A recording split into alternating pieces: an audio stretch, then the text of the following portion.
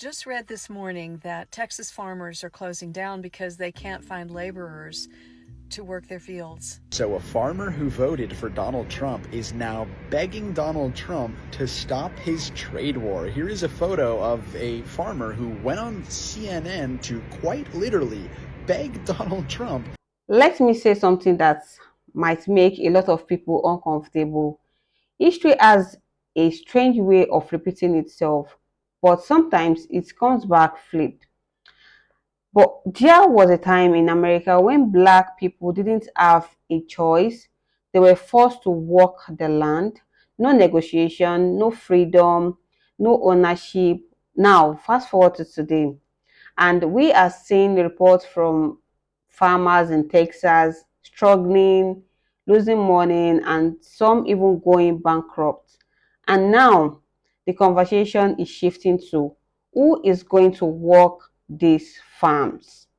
And somehow, the same group that was once forced into the system is now being asked to come back and help save it.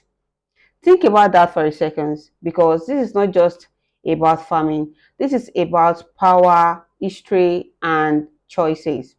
But before I say anything else, I want you to watch some of these clips and listen to what is being said, listen to their reaction, pay attention to their reaction, and pay attention to what is being asked and who it's being asked from.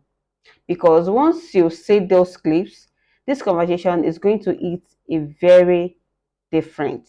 So let's watch together. Farmers across the country have started going on TV and complaining, one, about Donald Trump's tariffs, two, about the trade war with China, and three, that they're not able to sell their products. Specifically, soybean farmers who are looking at losing $300 per acre of crops this year. So on a 1,000-acre soybean field, they're looking at losing $300,000. That's because China has not put in an order for soybeans in this quarter alone. They haven't put in an order of soybeans from American farmers since April, which means there's nothing being sold. Wait a minute. So farmers are suing Trump because they want their stimulus checks back. Oh, no. Y'all voted for this, remember? Elections have consequences, baby. So here's the tea. Joe Biden and Congress put grants together to give money to farmers. Trump gets in and what does he do? Cuts contracts, snatches the money, and leaves the farmers high and dry. But now the same folks who cheered him on are like, we want our money. Now let's connect the dots real quick on something. For decades, farmers have been living on government handouts, billions in subsidies to keep their farms afloat. There was some talks of dairy farmer in South Dakota, 6,500, that got raided by ICE and took half their labor, and they were crying about it and complaining about it.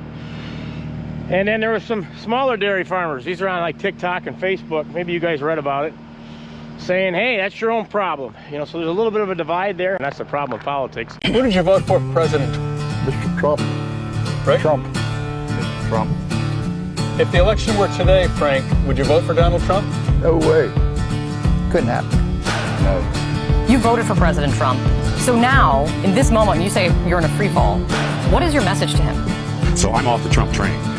Where I'm going for now is I got to protect my business. A wheat farmer who says he's lost $400,000 since Trump took office. I think there was a lot of people who voted for him that want to stay loyal to him, but it's going to get to the point where financially, if it's between supporting the president or losing your family farm.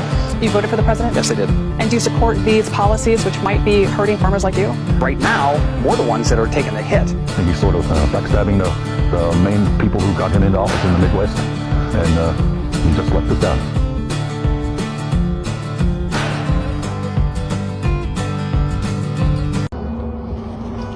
This is the consequences when we chose the wrong direction.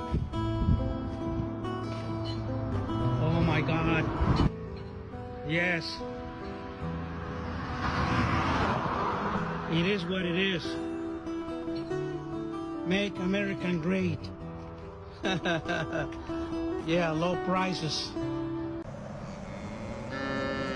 Texas, the nation's top beef-producing state, is in the grips of a drought that's forcing ranchers to pick between raising cows or slaughtering them.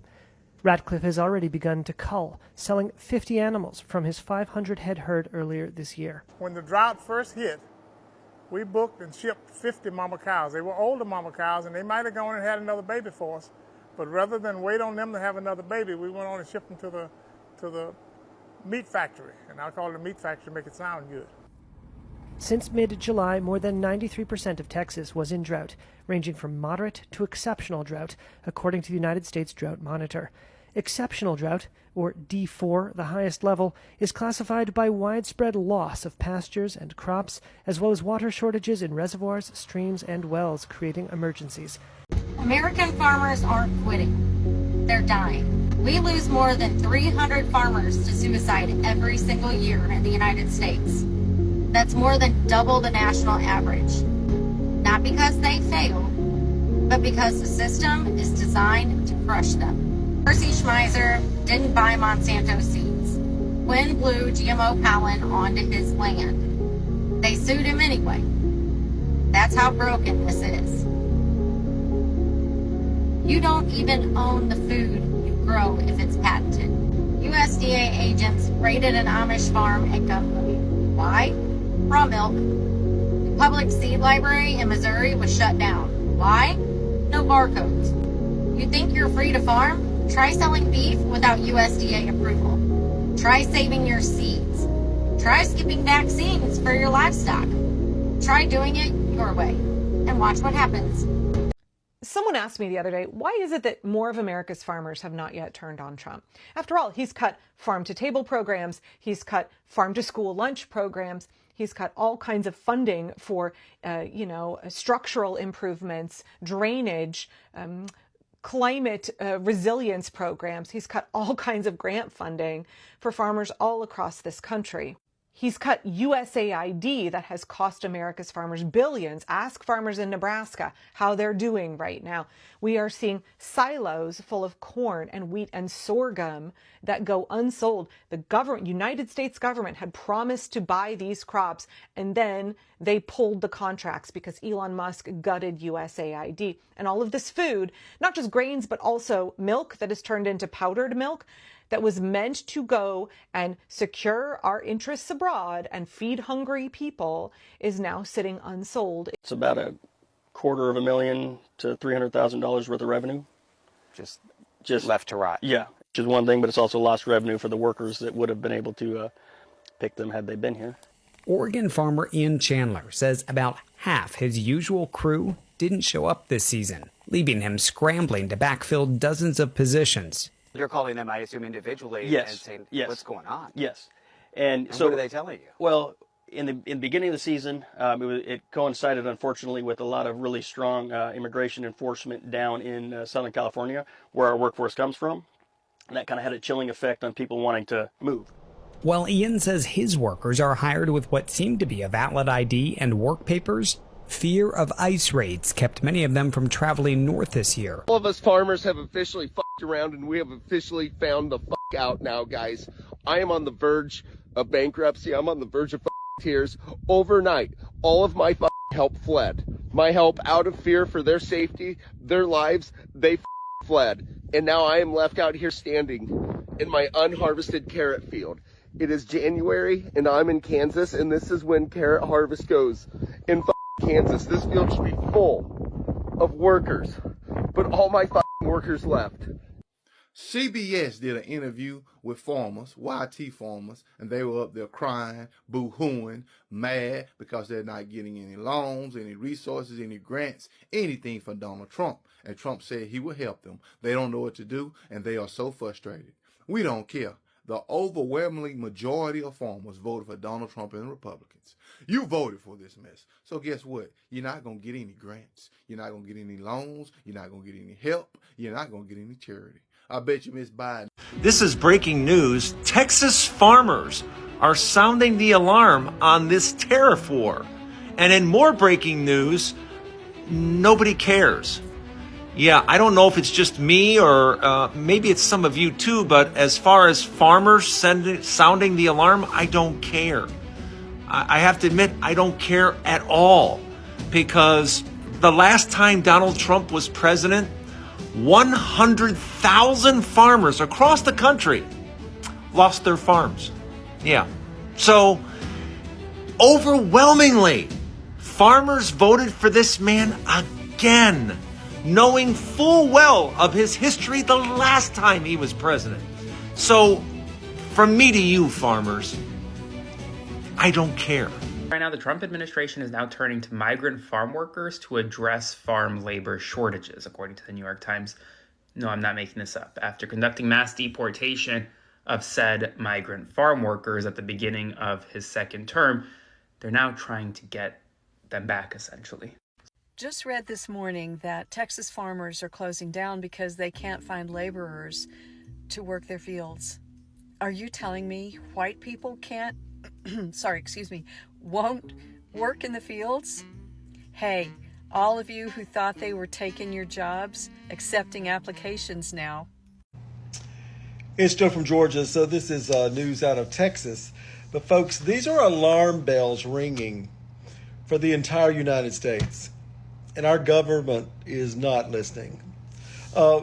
Overnight, multiple farms in the state of Texas completely shut down. And the reason for this shutdown was because they have lost almost 100% of their workforce. Now, we know this is the result of the immigration raids and stricter enforcement, but the ripple effect is going to be felt all the way across this country.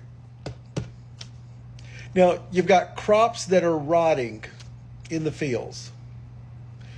You have livestock that is not being attended to at all. And that takes a lot of personnel. And we're talking, so now we're getting every area of food to include meat. And the communities that surround these farms, those businesses and those people who depend on the income from these farms, it's creating disasters for small communities in Texas. Now, this is not stopping at Texas farms. This is going to end up all the way across America, especially in the breadbasket, the middle of the nation, because they have tons of immigrant help. But folks, the alarm bells are ringing. Your food on your plate is being affected. So you got to think about it. It won't be soon until either prices go ridiculously high or you just won't have any food to buy. Right now, we're in a very dire situation. September's upon us, harvest is starting in the deep south, and we have 0 bushels of soybeans on the books to be sold to China for this current crop that's about to come out of the field. Historically, over the last 5 years, about a third of soybean sales to China would be booked. China amounts to 25% of our total U.S. soybean crop. So that would be 8 or 9% of the whole U.S. crop would normally be on the books with China right now, and we have 0. Hello and good evening. Listen, in this evening's episode of As the White Hood Turns, let's go back a little bit, okay? So, we remember the farmers have all been complaining that they've lost their help. A lot of the migrants have either left, been deported, they ain't had no help.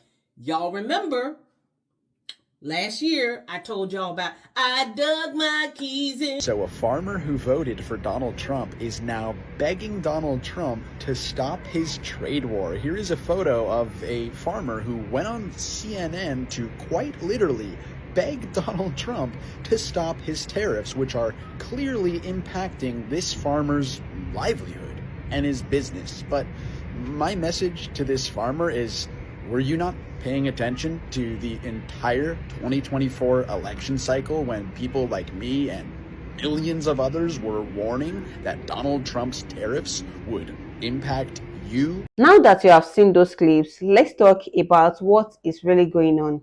Farmers in Texas, many of them strong supporters of Donald Trump, are facing serious challenges. Labor shortage, rising costs, economic pressure, and now some are looking for workers to keep their farm running. But here is where the conversation becomes deeper, because when people start suggesting that Black people should in to step in to fill that gap, it opens up a much bigger discussion. Let's be real for a moment. Agriculture in America has a long and complicated history, and that history includes exploitation.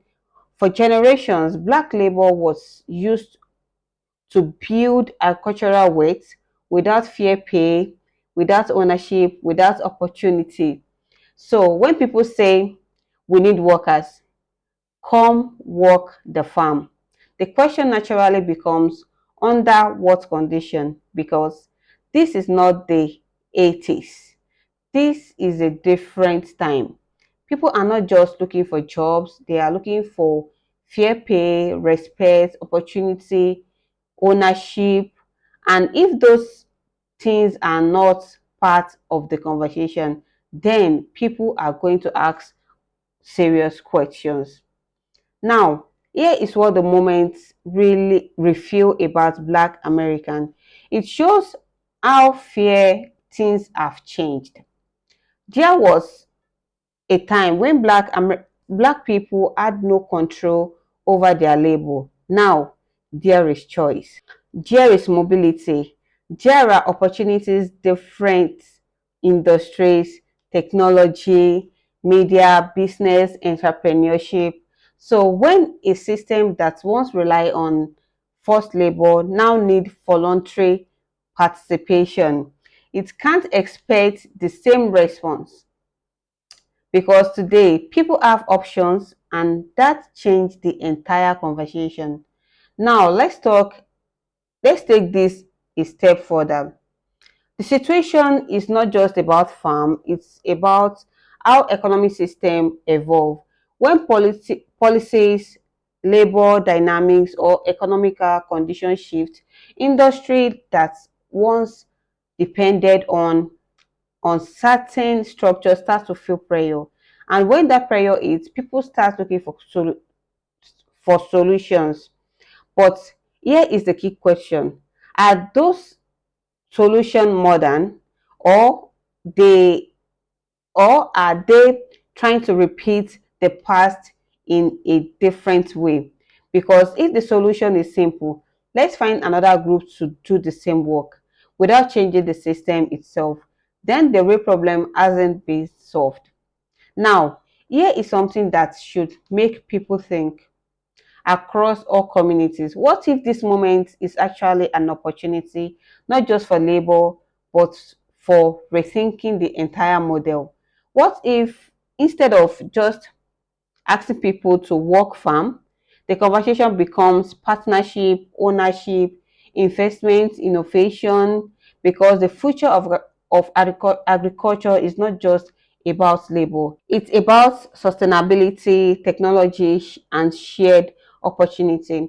And if new groups are being invited into that space, then the terms of that invitation matters, because at the end of the day, this is not just a story about struggling farmers. It's a story about how history, economy, and modern choice collide. It's about how people who once had no power now have the ability to decide where they work, how they work, and what they are willing to accept. That's a major shift, and it forced industries to adapt. So when you hear a headline like farmers begging Black Americans to work on farm, don't just see it as a simple request. See it as a reflection of change, a reflection of history meeting the present, and a reminder that today's workforce is not the same as the past, because today people don't just work for survival, they work for opportunity, and if that opportunity isn't there, they will look elsewhere. Now I want to hear from you. Do you think this situation is just about labor shortage, or do you think it's part of a bigger shift in how work and opportunity are defined in America? Drop your thoughts in the comment below. And if you want more real conversation like this about history, economy, and what is really happening behind the headline, make sure you like this video and subscribe, because on this channel we don't just react, we break things down, and trust me, this conversation is far from over.